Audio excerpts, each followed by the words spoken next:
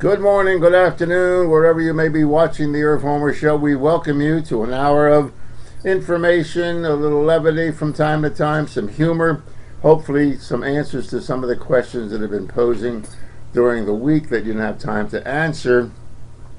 And we have some congratulations to go into today, folks that have achieved certain things that we're proud of. And let me remind you that we are broadcasting from the IrvHomer.com network. That's the broadcasting from IrvHomer.com. If you have any questions about how to get the program, or your friends do, simply have them call RGH Computer Services at 215-322-8685, 215-322-8685. And Ron will be more than glad to talk you through the procedure. Once again, my website is www.irvhomer.com, and the email is evilirv@irvhomer.com. And I've been receiving quite a few interesting, informative, constructive criticism, constructive assistance to the program, and sources of information where you folks get information from to test the legitimacy of the information as to truth versus opinion.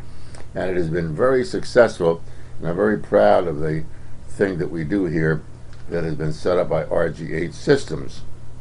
RGH Computer Services, of course, I'm a little prejudiced, happens to be my son. And congratulations to him for graduating as a administrative computer administrator, a program that he spent 9 months in dedication to. Graduated with a 4.0 average, 100% attendance, and also the school saw fit to have him instruct other students during his stay there. So congratulations, Ron, and he's on his way. That being said, let me congratulate former Sergeant Mark Cavello, who's been a listener and a devotee of the Irv Homer Show and a very dear friend in the Haddon Township Police Department. Mark, congratulations. He is the new Chief of Police. One thing that's unique about Mark, not only is he a police officer, a sergeant of the police department in Haddon Township, now the Chief of Police, which is a step up, I'm sure, in rank and in responsibility and hopefully salary, Mark. But Mark is one of the few police officers that, in addition to being a true professional in doing police work, manages to maintain a certain sense of humor. And he's just an all-around individual, but don't think for 1 minute that his humor taints his ability to do real police work. So that's to warn you criminals over there in Haddon Township. He may have a sense of humor, but he doesn't have it when it comes to breaking the law, and he doesn't have it when it comes to other police officers breaking the law. So once again, congratulations, Mark.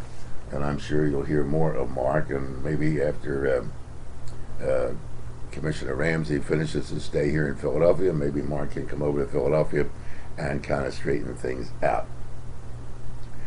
When you prepare a program like this, you usually have it pretty well prepared, written down what you're going to say, at least I do, and then something else pops up that takes all the other news off the headline.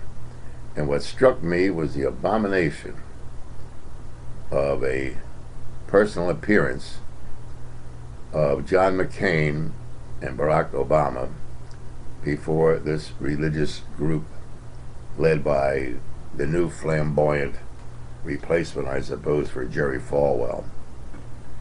I don't know what it is that people are afraid to maintain a neutral position in American foreign policy and American local policy.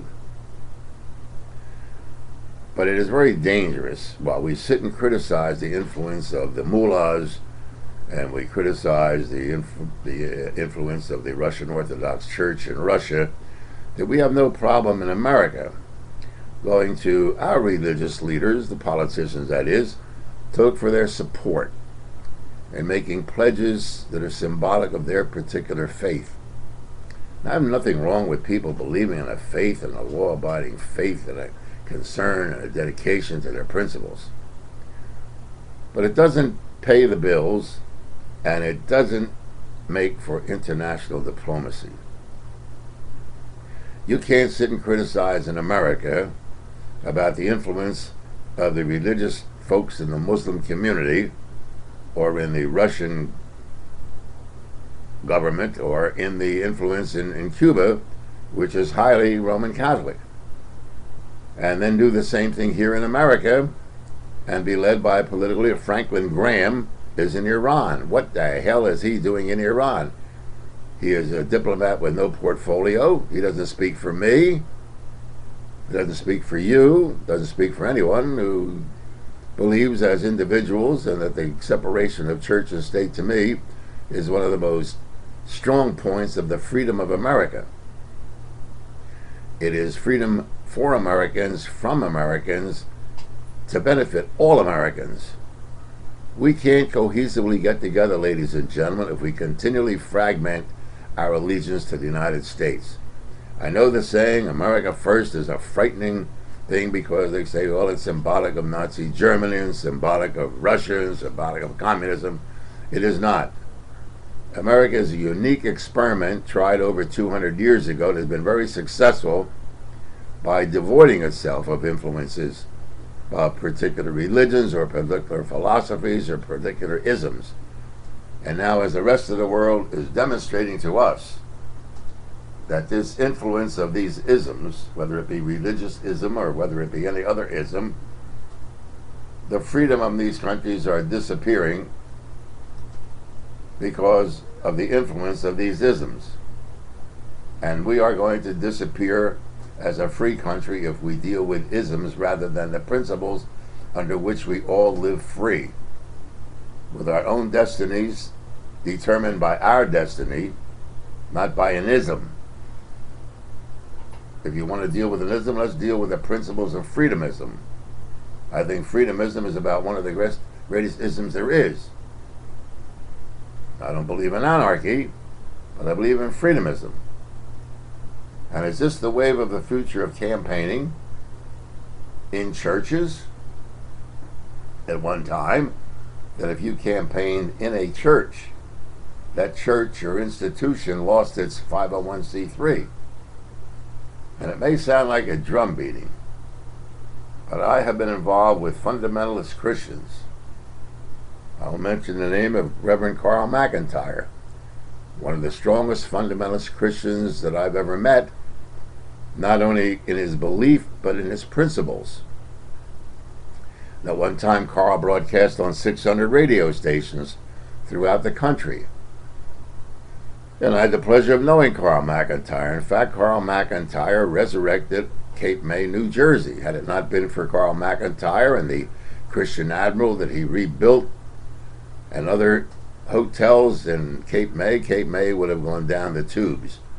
And once he started developing it, then the state of New Jersey said, well, we can't have this. So they came up with all type of zoning restrictions, and the so-called liberals, who I will attack because they killed a radio station that I first started broadcasting on, they destroyed the freedom that Carl McIntyre wanted so desperately for this country.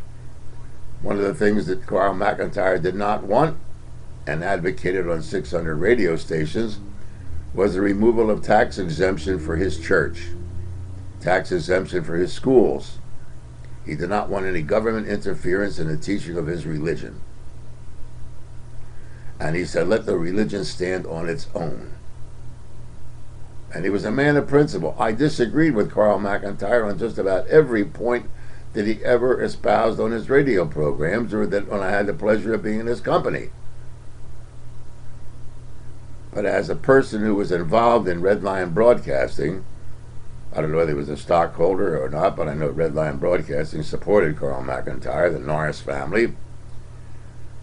He believed in putting everybody on the air, not as guests, not as a 2-minute caller, as we have today in this fascist talk radio system we have in America, both on the left and on the right, but making sure that they had time on his radio stations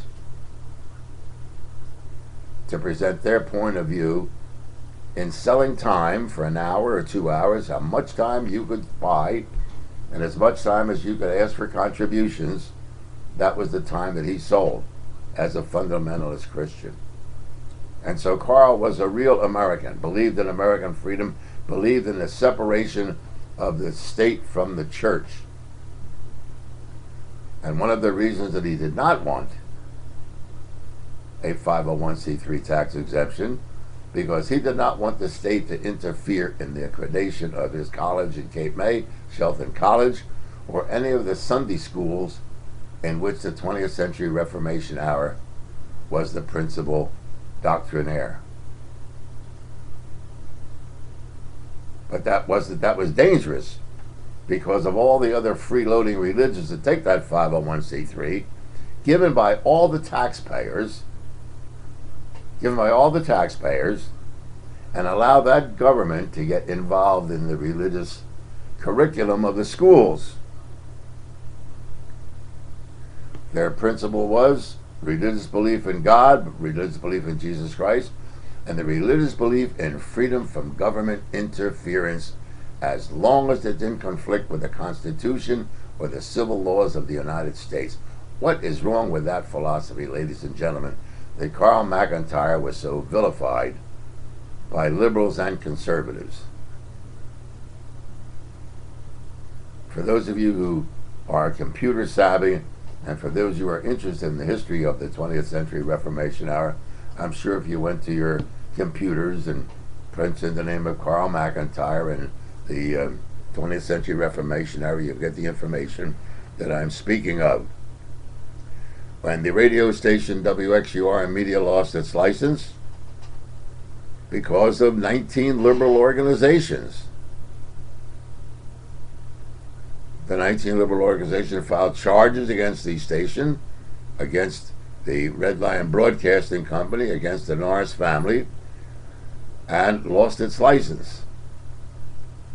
And so the innovativeness of the 20th Century Reformation Hour was to purchase a boat, rather large boat, and broadcast 3 miles off the coast of Cape May. It was a noble experiment. The problem was that weather conditions, storms, hurricanes, windstorms, and the fact that most of the engineers that were on that ship got seasick, the experiment failed. But this was the innovativeness and the dedication of a man who believed in the separation of church and state, even though he was a fundamentalist Christian, which was something unique in the history of religion in the United States. The Constitution specifically spells out that there should be no religious test to be the President of the United States. None whatsoever. Why is it so difficult for politicians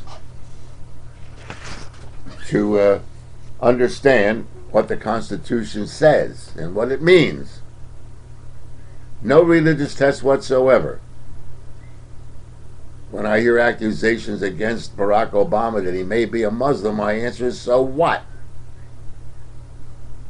Where does it say in the Constitution of the United States that a Muslim can't be the President of the United States? It doesn't say it anywhere. It says specifically there'll be no religious tests.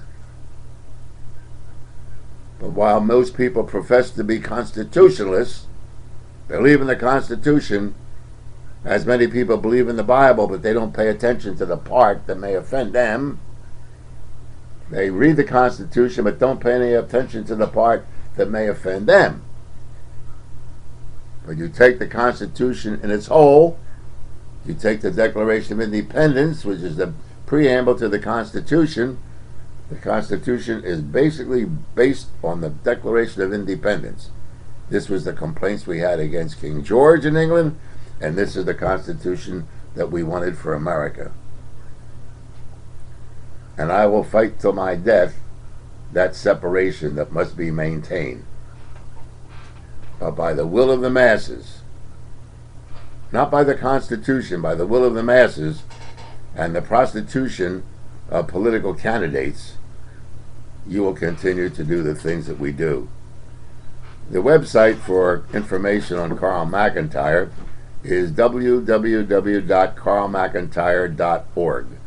That's www.carlmcintyre.org.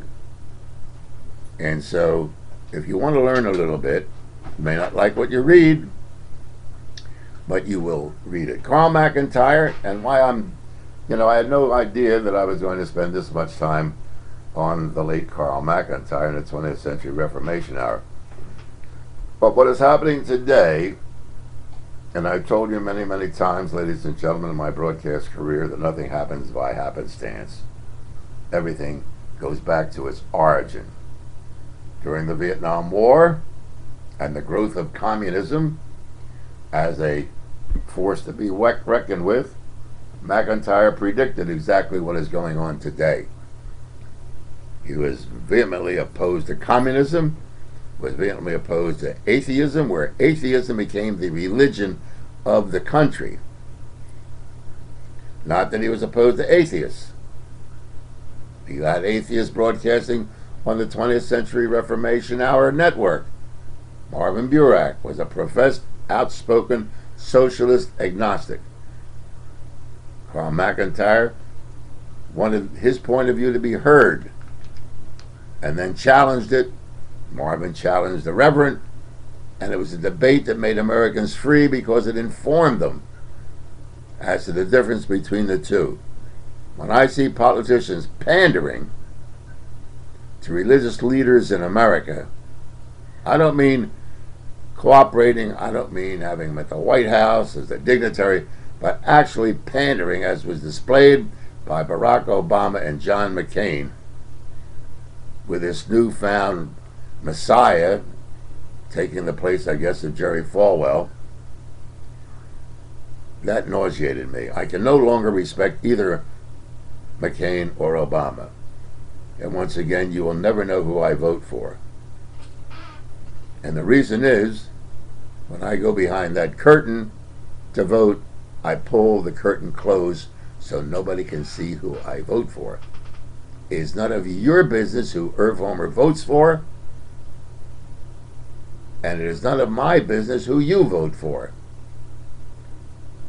It is not the business of anyone on the air that belong to we the public. We the public own the airwaves, not the owners of the radio stations, not the broadcasters on the stations. We own the airwaves.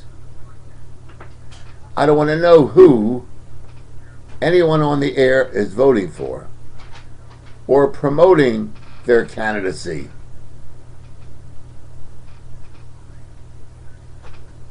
Yet a lot of people do, and they violate what I consider to be an FCC regulation. Now, getting back to Carl McIntyre in the 20th Century Reformation Hour, which was the infancy of education in my broadcasting career, and disagreeing with Carl. He was a strong supporter of the Vietnam War. And we had many debates and many interesting discussions. I kept saying it's not a war. It's a police action. It's a UN agreement. And he said it's a war against communism. And he said the way we're fighting it, we'll never win. Well, the rebirth of the Soviet Union, and this is a rebirth of the Soviet Union that we're going in now, was predicted by Carl McIntyre in the way we fought communism. Excuse me. You cannot kill an idea with bullets. Let me repeat. You cannot kill an idea with bullets. You can destroy an idea two ways. Number one, presenting an argument or an opinion that will totally destroy the validity of that point of view. Excuse me, ladies and gentlemen. We don't have a cough button. The other way to destroy an idea is with a conversion of thought. Not a conversion of the mind or a conversion of the body or incarceration of either. But presenting a point of view that makes more sense than the point of view that communism or any other ism presents.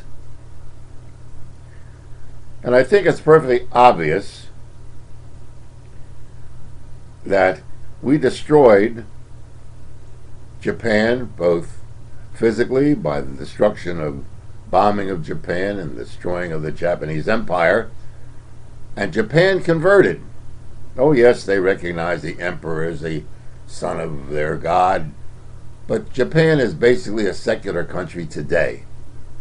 Very successful in the freedom that the people in Japan enjoy. For a small group of islands, they're rather successful and industrious, and to become a world power. But they don't believe that the emperor should ride on a white horse and all these parades, and the emperor is a god, and whatever he says is part of scripture. But with all due respect, and they never outlawed it, the belief in the emperor in Japan.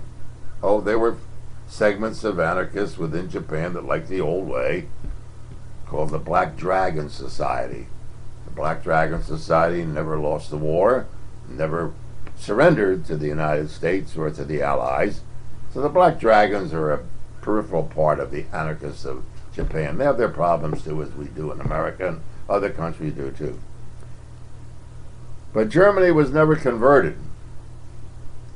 It was never converted because they had to in Germany. And they instituted in Germany the law against Nazism, because we did not kill the idea of Nazism any more than the destruction of the Russian Soviet Union, which is ruled by boot, was destroyed because Putin and the Russian communist aggressive dictators never were converted. They were killed by the Germans. Patton was right. We should have gone into Russia and converted them through military force after World War II, because he predicted eventually we were going to fight them. So the prophets of old, ladies and gentlemen, that have been scorned, ridiculed, hung, tried as war criminals, were more accurate in their predictions and their philosophies and their prophecy than those people who run the world today. Organizations such as the Council on Foreign Relations, which incorporates 90% of the news people, along with a political strategist on this Council of Foreign Relations, or the Trilateral Commission, or the Bilderbergers, or the Gnomes of Rome. And you're going to say, well, Irv, you sound like a conspiratist. I'm not a conspirator. This information is all evident and obvious to anyone who wants to read it. I don't know what the websites are, but I'm sure they're there. Read what the Council on Foreign Relations is all about. Read what their principles are and read who their members are. Every major broadcaster is a member of the Council of Foreign Relations. And you'll say, oh, well, it's just a fraternal organization. It's just a group of people that get together to talk about foreign relations, blah, blah, blah. Well, let's extrapolate a little bit and find out what type of influence they have on government policy. They just don't spend all this money and time and effort in Washington without lobbying. So don't pass it over some fraternal get-together, oh boys, we have dinner and lunch and we enjoy ourselves. Study what the Trilateral Commission was all about. Find out who gave the will and the impetus to George Bush, the President of the United States, to declare certain countries as parts of the evil empire, under the Reagan administration rather, and now under the evil three. Not George Bush's idea. So it's not a conspiracy, ladies and gentlemen. What it is a powerful lobbying group of internationalists whose more concern is about internationalism than the sovereignty or the sanctity or the power that unite the United States in less than 500 years. One of the most powerful, influential, free societies that man ever conceived of, and we're losing that freedom and that power through internationalism. So we never killed communism. We never converted them. Communism is like a sleeping bear, predicted by Carl McIntyre and me and others that have written books, former KGB agents that I had interviewed, former members of the Russian Orthodox Church who were members of the KGB, the head of the Russian Orthodox Church during the Cold War, who came here and was welcomed by the National Council of Churches, was a KGB agent. The head of the Russian Orthodox Church was listed as one of the leaders of the KGB. And yet this foolish president that we have, this cowboy, I looked into the eyes of Putin and I saw a man that I could trust.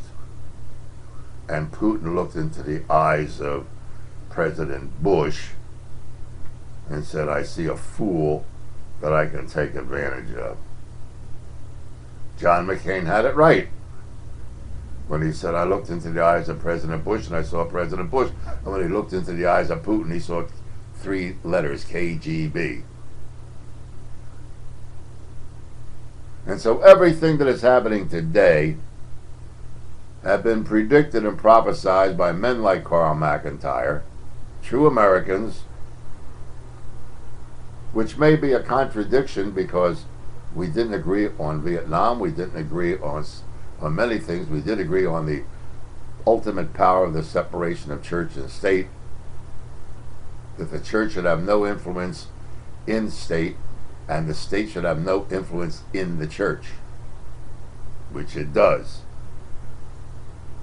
All of the parochial schools, all the religious schools today in America, you say you call them private schools. Well, the curriculum that is taught in all of the schools in America, religious, private, or state, must be accredited by the departments of education in the local, state, or in the federal government. So while you send your child to a parochial school, a private school, you think they're getting a special education. They're not. They're getting the same indoctrination that the government says you will teach or you'll lose your tax-exempt status. But greed plays an important part in giving up your freedom or your ability to think. And we can get tax exemption for our church. We can get tax exemption for it. We'll take it. So we'll be a little complicit and overlook it. Well, there are people of principle in this country who have fought for that freedom from government interference, from government handouts, from government goodies. Going back to the situation that existing today, this administration, if you look at its policies, because of the president's ideology or the people he surrounds himself with or whoever it comes from, while professing to be internationalists or sovereignists, have complicitly given away the academic, the economic, and almost the military power of the United States to internationalism. Getting involved in places we do not belong in, creating situations behind the scene through subversive activity that we should not be involved in. And so we now face a monster, and that is the Russian bear is awakening once again. Condoleezza Rice, our Secretary of State, is supposed to be a Russian expert. My theory has always been, ladies and gentlemen, is that an expert is someone who failed every subject except one. That person becomes an expert.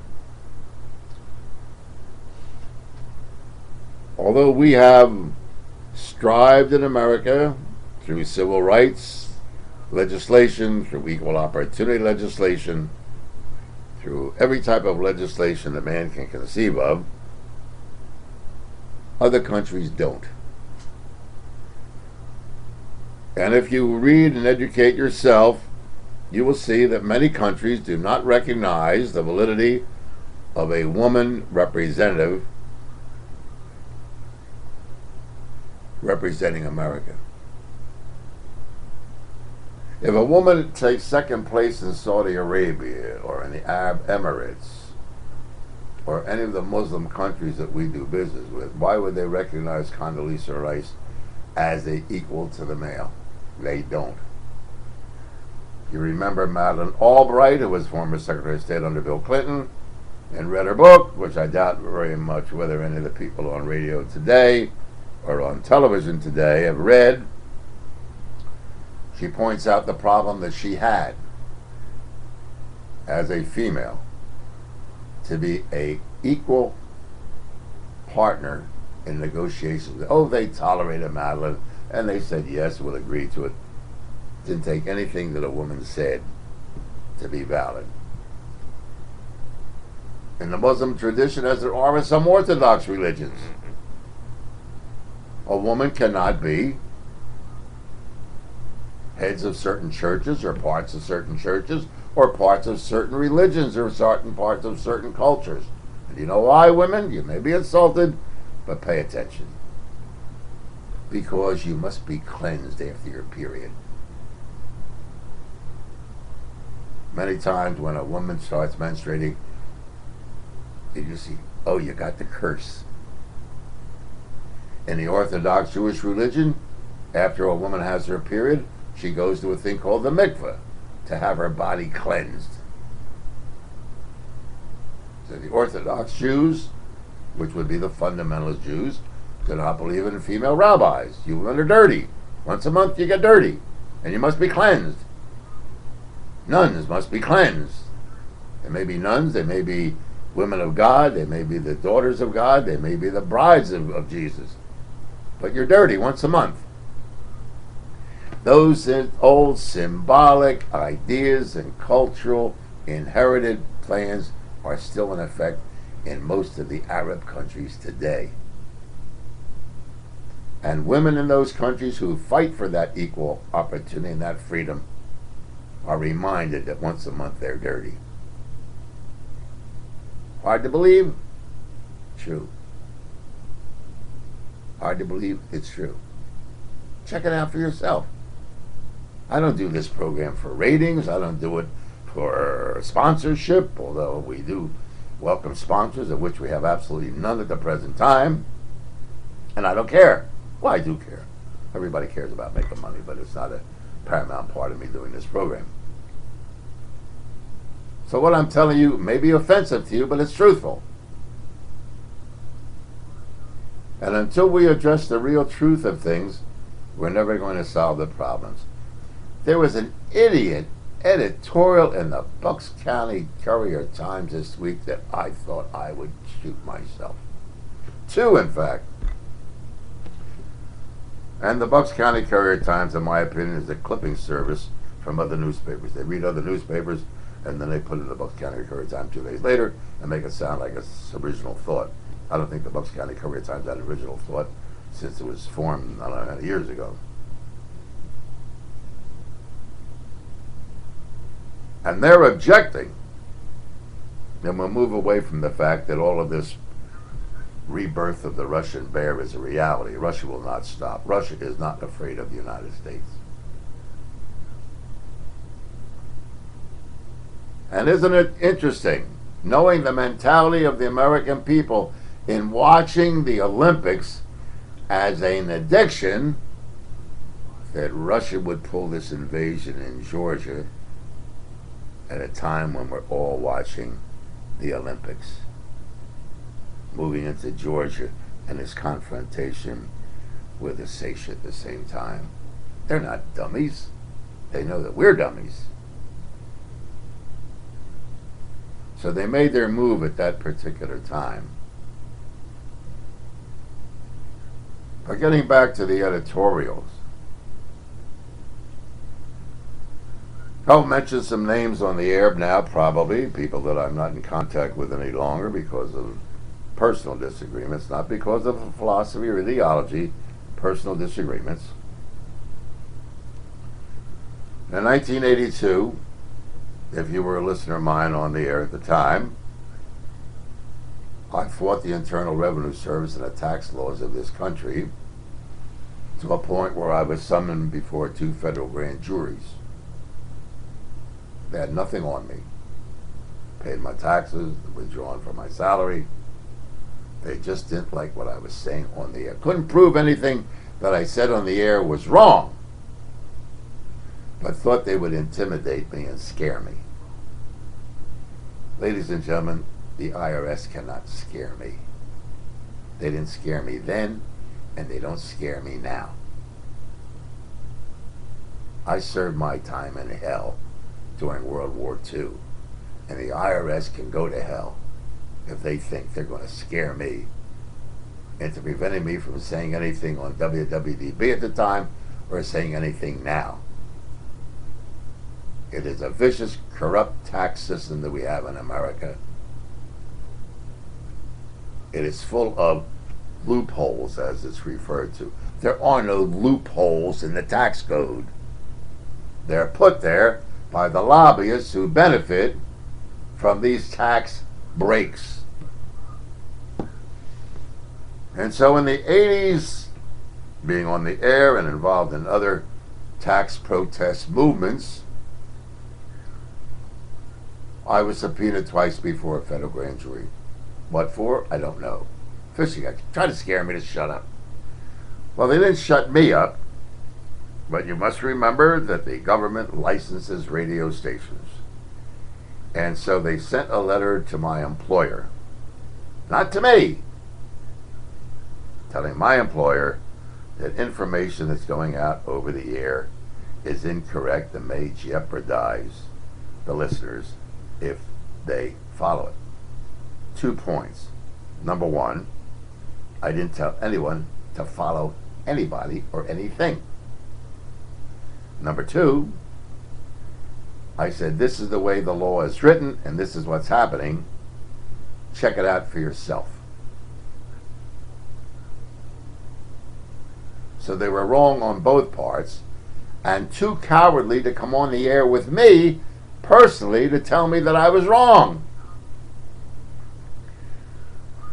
Well, when I got called into management told me about the letter that they received. And I said, well,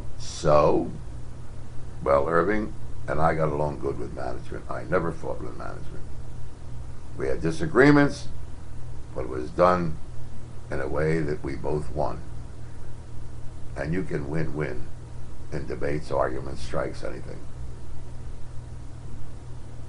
And so they asked me if I would tone down my presentation of the violence and the inaccuracy of the tax code and our whole tax structure that should be done. I wasn't opposed to taxes. I just didn't like the way the income tax code was written or how it was enforced. And so I agreed. However, I did call one of Philadelphia's leading defense attorneys, whose name shall remain nameless, former district attorney of Philadelphia, now one of Philadelphia's leading defense attorneys, and I asked him, I said, so-and-so, I got a problem. Okay, Irv, what's the problem? You have a problem? No, just cool it. And I told him about my confrontation with my employer about my programming on the Internal Revenue Service. And I said, what about the First Amendment? He said, did you sign a contract with those people? I said, yes. You just waived your constitutional rights. What? You just waived your constitutional rights.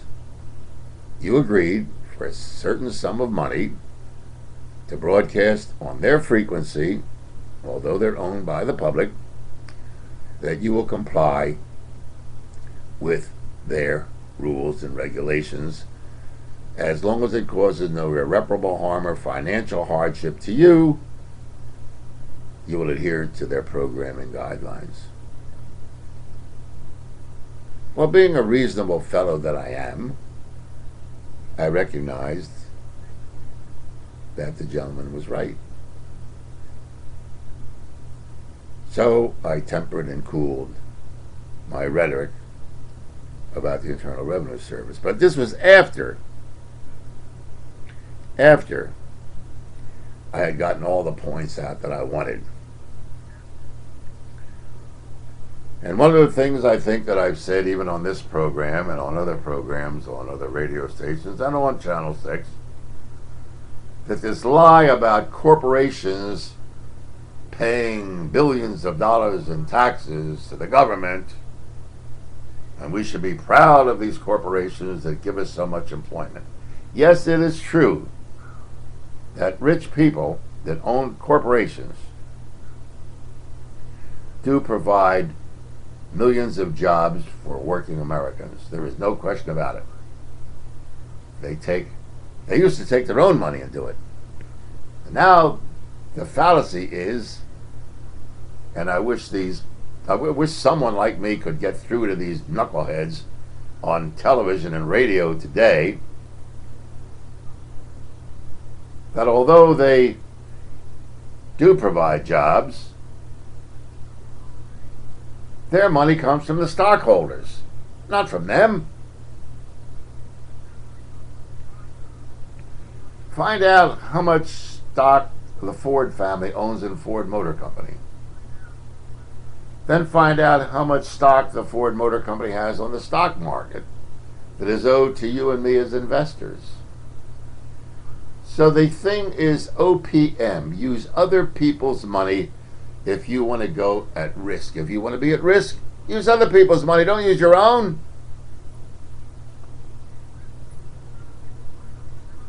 Yet these windbags on radio, the rich provide us our jobs and the rich do this.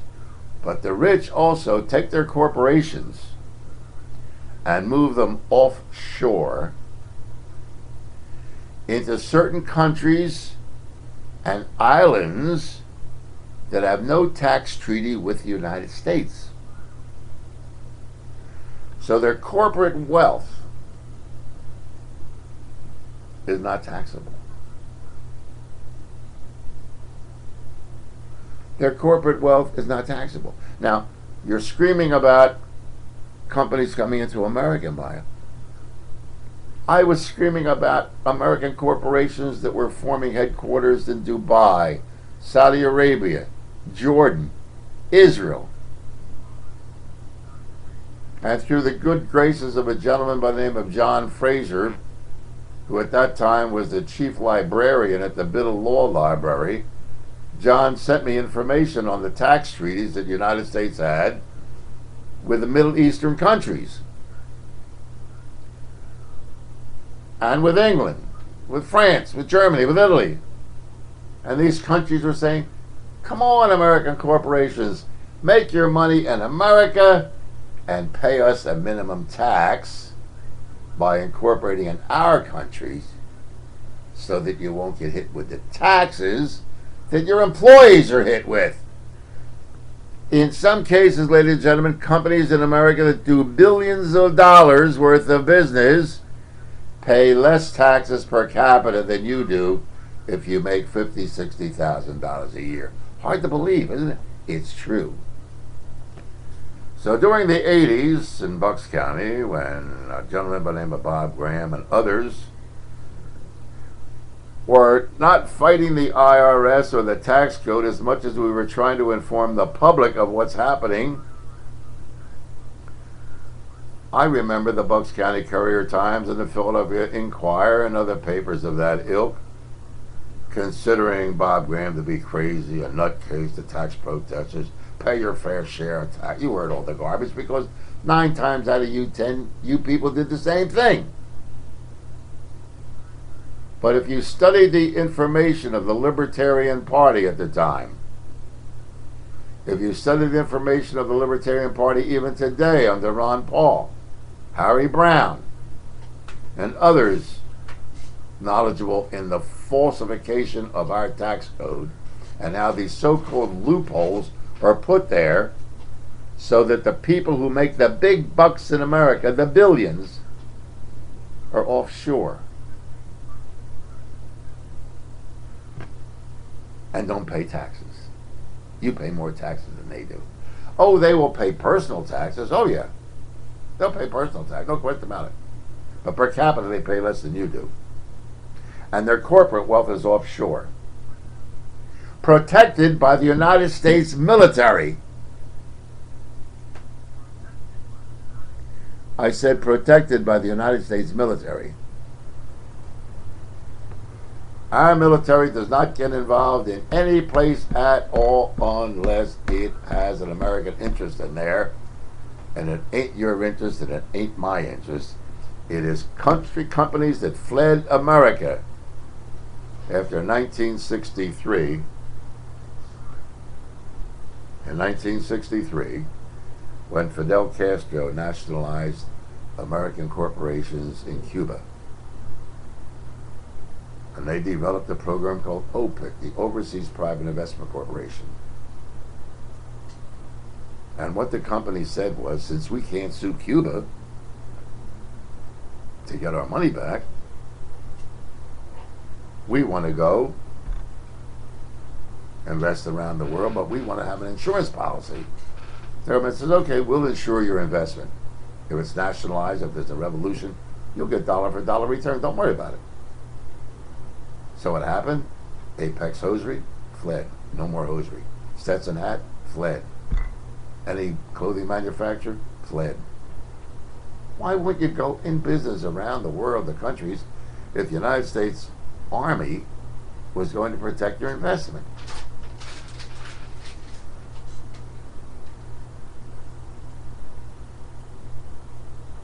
So now the genius Bucks County Courier-Times finally says it's an abomination. It's a disgrace that these companies can go in business around the world to evade paying taxes. A friend of mine last night at a get-together said, you know your problem, Irv, you live too long. But the discussion that came up at dinner last night, there were about 12 people, about 6 couples. Diversified group of people, investment people, retired government employees, State Department employees, hairdressers, a whole diverse group of folks with all different opinions, different attitudes. And they were saying, I said, well, in 1982 this happened, 1991 this happened. I couldn't believe it. Well, where was I? I said, I don't know. I was on the air. For those of you who listened to me at the time, you knew what was going on. So nothing that is happening today, ladies and gentlemen, is new to me. I knew about the predictions of Carl McIntyre. I knew about the predictions of the Libertarian Party. I knew about the predictions of internationalism. I knew about the so-called loopholes in our tax code. And I told my listeners about it then. So what's on the air now? The knuckleheads putting out partial information. You know, half-truth is worse than a lie. Let me repeat. Half-truths are worse than a lie. Because if you say to someone, well, you lied to me, you know they lied. But if they say, why didn't you tell me the whole truth? And the response would be, but I did tell you the truth. I just didn't tell you all of it. Well, what you're getting today, ladies and gentlemen, are half-truths. Half-truths. Let's move on to what we're up against now. Stuart Symington, former Senator of the United States, long gone, diplomat, true American,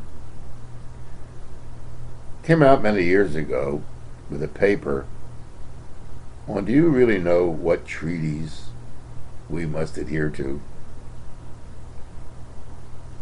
NATO, CETO, United Nations treaties. And once again, for people who are constitutionalists and political scientists who teach in our universities, who don't know a damn thing, in my opinion, because they've never been on the street.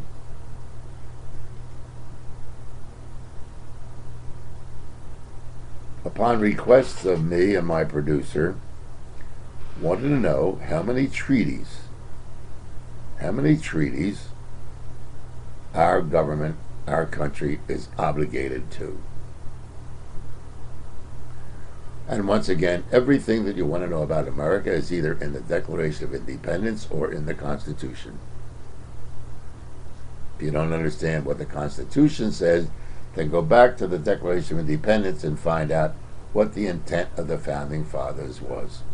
This was the Declaration of Independence, and this was the final draft of the Constitution to correct that injustice in the Declaration of Independence. And so Senator Symington sent me a list of the treaties that the United States at that time, I believe it was around 1989, 1990, sent me a list of the treaties that America ratified. Actually, it was presented to Congress, and Congress then had to ratify the Constitution, and the President had to sign it, or ratify the treaty, according to the Constitution, and then sent to the President. The President signed it, became the law of the land. Well, at that particular time, folks, there were some 80 treaties that had never been ratified that we were adhering to. Never been ratified by Congress. Should never be the law of the land. But through the lobbying effort of the internationalists in this country, bankers, multinational corporations, they forced the United States government, Democrat or Republican, there ain't a dime worth of difference between the two, they forced them to live by those treaties. Now, I don't know whether the NATO treaty has ever been ratified by the Congress of the United States. I don't know whether the Southeastern Treaty, which got us involved in Vietnam and Korea, was ever ratified by the United States. But wouldn't it be interesting for some of you folks to call Temple Political Science or call some of these people you see on television and say, could you give me a list of all of the treaties that we have ratified and all the treaties that we haven't ratified? Would it be interesting? So I don't know whether we're involved in these international fracases or not by constitutional decree, or whether it's because of some lobbyists that managed to get into the State Department and implement these so-called treaties that have never been ratified and presented to Congress. Write to your congressman, write to your senator. Call them. Now, the funny thing about it is the enemies of this country know. Russia knows how many treaties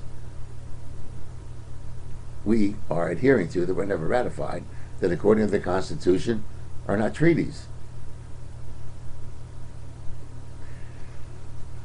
This administration, because of its bigotry and its prejudice and its stupidity, thanks to the leadership of some of the fundamentalists on the right,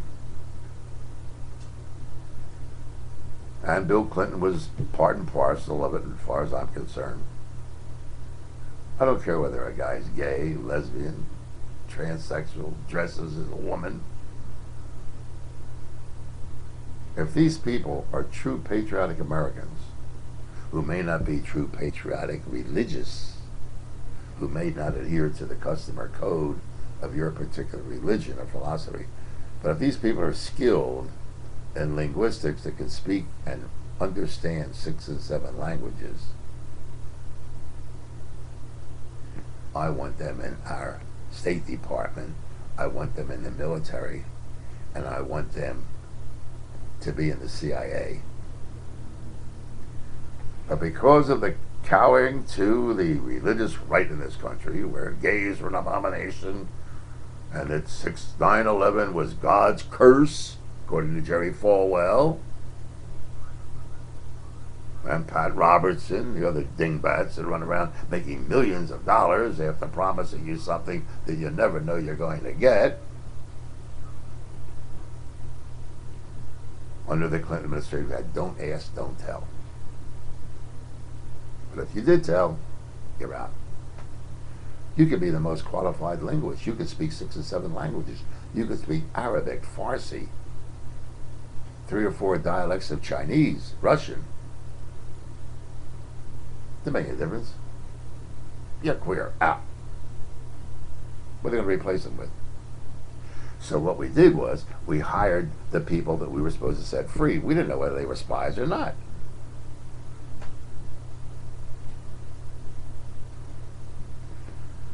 Putin and the president are sitting at the Olympics. Putin was sitting, I think, 2 hours back of the president. Bush is there. And Putin's got an earplug saying, "We just invaded Georgia." And Putin is saying, "Right on, baby. This idiot in front of me, called George Bush, doesn't even know where the hell Georgia is, because he's in Crawford, Texas. So I'll invade Georgia. This schmuck will take 2 days to find out where the hell Georgia is. Then he'll call Condoleezza Rice and say, you know what? We got a problem." I'm not saying it was because the gays were, but over 150 gay or lesbian military personnel, State Department officials, skilled and knowledgeable in those countries and in the language, were dismissed from honorable service in our military. And what were we left with? A bunch of cowboys from Texas to try to figure out what the Arabs are saying. Now, while Putin was sitting behind President Bush, ladies and gentlemen, there were massive troop buildup on the Russian-Georgian border. You mean to tell me that our intelligence with satellites and with high tech and with monitoring stations didn't know that there was a military buildup on that border of 150 tanks that were going to cross the border into Georgia? What the hell happened to our intelligence? What are we spending billions of dollars for these dopey satellites going around if we didn't know that those tanks were on the border? If we had intelligence that was worthwhile, thanks to the stupidity of this administration, because we got rid of all the intelligent people in the military. We don't want anybody with any brains in the military, God forbid, because they may object to something this idiot from Texas is going to get involved in. So we got rid of all the intellectual and the bright people. We got the ground troops. And we got the best, brightest fighting army in the world. No question about it. High tech. High tech does not give you information. You need a body in there that can understand the language. You can have the most sophisticated hearing device. You don't know what the hell they're saying. You can be the brightest guy in the world. Don't mean anything. But we got rid of those people. Because they're gay. They're lesbians. They're queer.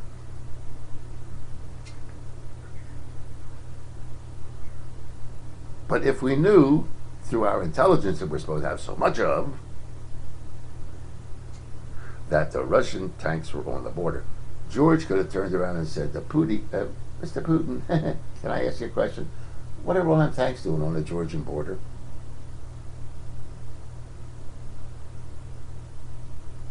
He could have said, we're going to invade Georgia and you can't do nothing about it. Or it is a military maneuver. It's just war games.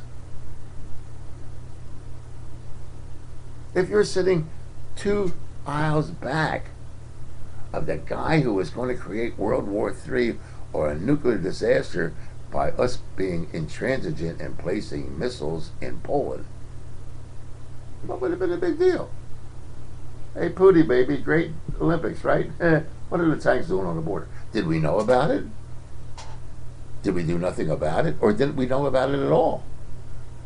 What the hell kind of intelligence do we have when 150 tanks, I think, somebody once said to me once in technology, he said, you know what, Irv, our satellites can read your license tag and your driveway. I said, good, I'll give you $1,000. You get me a satellite that can prove to me that they can take my license tag number from a satellite 5 miles up in the air. Where the hell was our intelligence? What the hell kind of administration is out there protecting us? And what kind of administration are we going to elect in November to replace this dimwit administration that we've got? I just asked the questions, ladies and gentlemen. I know the answers prophetically, not as fact. Thank you so much. Once again, we're broadcasting from irvhomer.com. My website is www.irvhomer.com. You can email me at evilirv@irvhomer.com. And this program is brought to you courtesy of RGH Computer Services. You can have this setup put in your place of business, in your office, in your home, simply by calling 215-322-8685. 215-322-8685. And once again, congratulations to Sergeant Mark Cavella of the Haddon Township Police Department for getting his promotion to the Chief of Police. To be continued. See you later.